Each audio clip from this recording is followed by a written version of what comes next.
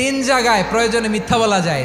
এক নাম্বার, আপনার ওয়াইফকে খুশি করার জন্য, সে একটু এরকম না বলে একটু কৌশল করে বললে খুশি হবে, ওটা বলা যায়। দুই নাম্বার, জীবন মরণের ব্যাপার, যান বাঁচানোর জন্য একটু কৌশল করে ঘুরিয়ে বললেন, এটা জায়েজ। তিন নাম্বার, দুইজন ঝগড়া লাগছে তাদেরকে মিলিয়ে দেওয়ার জন্য কৌশল করে একটু মিথ্যা বলা, ঘুরিয়ে বলা যায়। দুইজনের মধ্যে দেখলেন যে সম্পর্ক খারাপ, একজনরে বললেন, ভাই সে তো ওই দিন আপনার ব্যাপারে অনেক প্রশংসা। কি আমার ব্যাপারে প্রশংসা? কি বললো? এই বললো আপনি নাকি এই করছেন ওই করছেন, অনেক প্রশংসা। লোকটার মন খুশি হয়ে যাবে তার ব্যাপারে, ঠিক কিনা?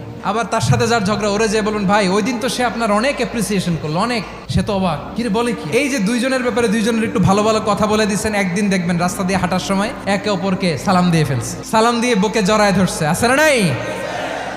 আবার মিলমিশ হয়ে গেছে। কিন্তু আমাদের স্বভাব হইলো, দুই প্রতিবেশী যদি একসাথে বসে একসাথে হাঁটে, দূর থেকে দেখলে আমাদের জলে, আছে না নাই? ঘটনা কি? এই দুইটার মধ্যে এত মিল কে? এই দুইটার মধ্যে গিরিঙ্গি লাগানো যায় কিভাবে? আল্লাহর কাছে তওবা করেন, এই মানসিকতার যেন আমরা না হয়, আমরা মিলিয়ে দিব।